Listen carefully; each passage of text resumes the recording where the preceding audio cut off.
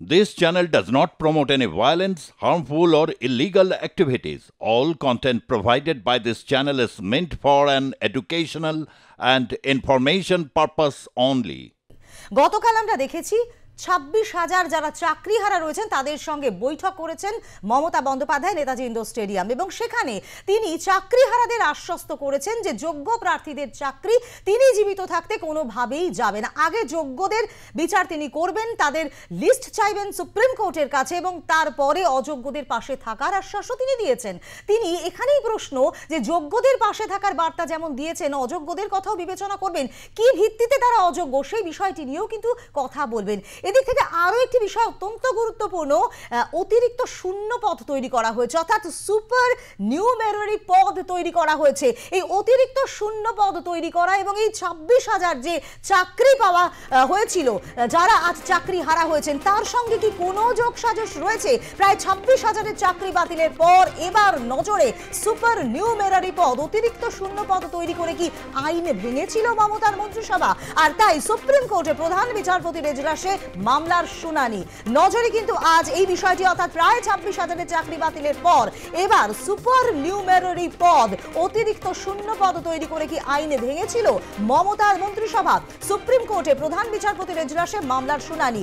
নেতাজি ইন্ডোরে চাকরিহারাদের সভায় মুখ্যমন্ত্রী রায় পুনর্বিবেচনার আর্জি তিনি জানাবেন এবং সুপ্রিম কোর্টের দ্বারস্থ হবেন এবং সেখানে যোগ্য অযোগ্যদের লিস্ট চাইবেন তিনি, এমনটাই কিন্তু তিনি জানিয়েছেন। এবং কোর্টের এই রায়কে যে তিনি মানতে পারেননি, তিনি অত্যন্ত ব্যথিত হয়েছেন, তিনি শোকে পাথর হয়ে গিয়েছেন, এমন বিষয়ও কিন্তু উল্লেখ করেছেন তিনি। তিনি বলেছেন যে যোগ্য যে সমস্ত প্রার্থীরা রয়েছে তাদের বিচারটা তিনি আগে করবেন। এই যে সুপ্রিম কোর্টের আজ সুপ্রিম কোর্টে প্রায় 26,000 চাকরি বাতিলের পর এবার সুপার নিউমেরারি পদ জারি আজ মামলা শুনানি। এই বিষয় নিয়ে আমরা কথা বলবো, আমাদের সঙ্গে রয়েছেন আমাদের প্রতিনিধি ষষ্ঠী চট্টোপাধ্যায়। ষষ্ঠী, আজ সুপ্রিম কোর্টে প্রধান বিচারপতির এজলাসে মামলার শুনানি।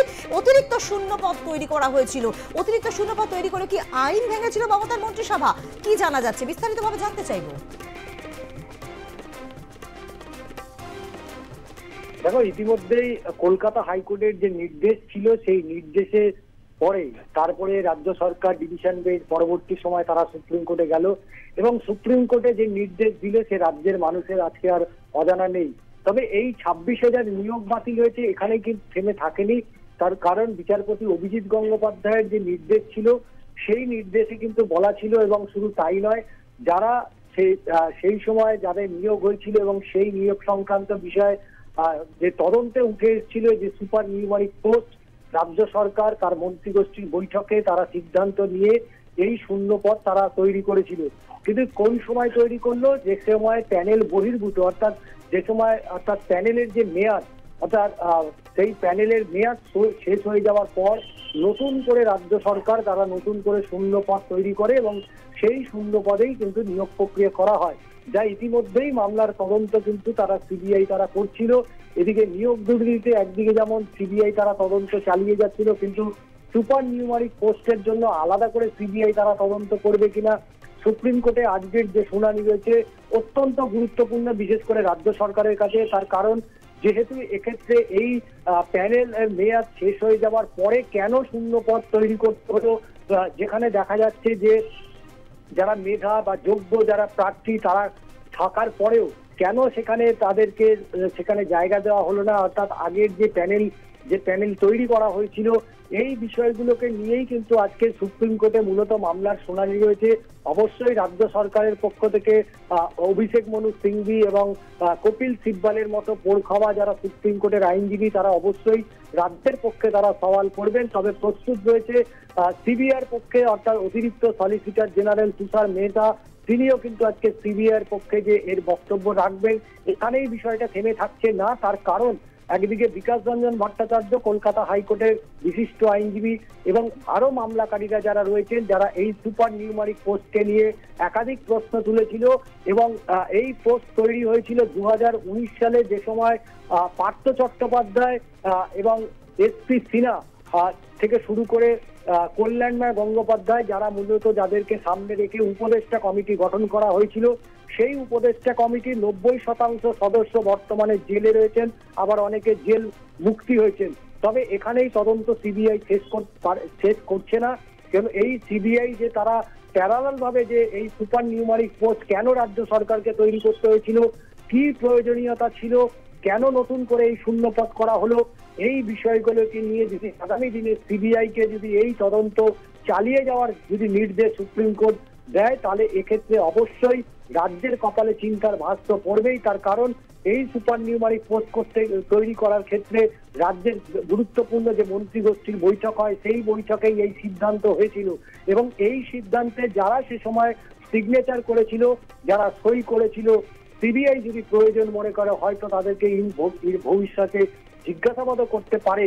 তাহলে স্বাভাবিকভাবেই একদিকে যখন ঘাড়ের ওপর 2026-এর বিধানসভা নির্বাচন একেবারে নিঃশ্বাস ফেলছে, সেই সময় এই 26,000 চাকরিকে কেন্দ্র করে গতকালকেই দেখেছো শহর কলকাতার যে ছবি, একদিকে যখন নেতাজি ইন্ডোর স্টেডিয়ামে মুখ্যমন্ত্রী যাদের চাকরি বাতিল হয়ে গেছে তাদেরকে আশ্বাস দেওয়ার চেষ্টা করছে যে তাদের চাকরি কিন্তু হারিয়ে যাওয়ার কোনো ভয় এই মুহূর্তে তাদের পাওয়া প্রয়োজনীয়তা নেই, এবং যে সমস্ত কথা তিনি বলেছেন এবং তারপরে রাজ্যের বিরোধী দলনেতা শুভেন্দু অধিকারী রাজ্য বিধানসভার বাইরে যে বক্তব্য বা যে ধরনের তার বডি ল্যাঙ্গুয়েজ দেখা গিয়েছে, তাতে করে বহু এরকম যারা চাকরি হারিয়েছেন এরকম বহু সংখ্যক শিক্ষক যারা গতকালকে ভিড় জমিয়েছিল রাজ্য বিধানসভা গেটের বাইরে, যে সময় শুভেন্দু অধিকারী তার বক্তব্য রাখছিলেন এবং তারা একেবারে নেতাজি ইন্ডোর স্টেডিয়াম থেকে একেবারে ঢিলছোড়া দূরত্ব রাজ্য বিধানসভা, সেইখানে মমতা বন্দ্যোপাধ্যায় তার সভা শেষ করার পরে সেই সমস্ত শিক্ষকরা এসে জড়ো হয়েছিল রাজ্য বিধানসভা গেটের সামনে। তাদের ভবিষ্যৎ একটা অনিশ্চয়তার মধ্যে চলে গেলেও তারা এখনো অর্থাৎ আশার আলোটুকু খুঁজে বেড়াচ্ছে। যদিও তার মধ্যে আরো বলে রাখি, ইতিমধ্যেই মধ্য শিক্ষা পর্ষদ একেবারে হঠাৎই তারা সুপ্রিম কোর্টে দ্বারস্থ হয়ে গিয়েছে 26,000 চাকরি বাঁচাতে, এবং যাদের প্রয়োজনীয়তা ছিল যে সময় এসএসসি বা রাজ্য সরকার বা মধ্যশিক্ষা পর্ষদের অগ্রণী ভূমিকা পালন করার উচিত প্রয়োজনীয়তা ছিল, অর্থাৎ যে সময় কলকাতা হাইকোর্টের বিচারপতি অভিজিৎ গঙ্গোপাধ্যায় নির্দেশ দিয়েছিলেন এবং পরবর্তী পর্যায়ে যখন দেবাংশু বসাক এবং বিচারপতি মোহাম্মদ সাব্বার রশিদি যখন ডিভিশন বেঞ্চ যখন এই বিষয়ে রাজ্য সরকার এসএসসি বিশেষ করে মধ্যশিক্ষা পর্ষদ এদের কাছে প্রত্যেকের কাছ থেকে জানতে চেয়েছিল যে আপনারা স্পষ্ট করে বলে দিন যে কতজন অর্থাৎ মার্কিং হয়ে গিয়েছে, অর্থাৎ কতজন অবৈধভাবে চাকরি পেয়েছে, কতজন বৈধ এবং যোগ্যতার নিরিখে চাকরি পেয়েছে। তখন তারা কিন্তু এই বিষয় নিয়ে বিন্দু মাত্র তাদের বক্তব্য তুলে ধরেনি, বারবার মিসলিড করেছে, বারবার আদালতকে ভুল পথে পরিচালনা করার চেষ্টা করে গিয়েছে এসএসসি এবং মধ্যশিক্ষা পর্ষদ। আজকে তাদেরকে শীত ঘুম কাটিয়ে তারা উঠে বলছে না 26,000 চাকরি বাঁচাতে হবে। কোথা থেকে বাঁচাবে এদের চাকরি? কারণ সুপ্রিম কোর্টের যা পর্যবেক্ষণ, এই 42 নম্বর পাতায় কিন্তু স্পষ্টত সুপ্রিম কোর্টের প্রধান বিচারপতি সঞ্জীব খান্না কিন্তু স্পষ্ট বলে দিয়েছে 17 ধরনের দুর্নীতি হয়েছে, এক দুটো দুর্নীতি নয়। একেবারেই তাই। ধন্যবাদ ষষ্ঠী। আমরা কথা বলছিলাম প্রতিনিধি ষষ্ঠী চট্টোপাধ্যায়ের সঙ্গে। নিয়োগ দুর্নীতির অভিযোগ কিন্তু বারে বারেই ছিল এবং সেই জায়গায় দাঁড়িয়ে গোটা 26,000 যে চাকরি বাতিল হয় এবং সেই জায়গায় দাঁড়িয়ে আজ সুপ্রিম কোর্টে প্রধান বিচারপতির এজলাসে সুপার নিউমেরারি পদ নিয়ে কিন্তু মামলার শুনানি, অর্থাৎ এই দিকে কিন্তু আমাদের নজর অবশ্যই থাকবে।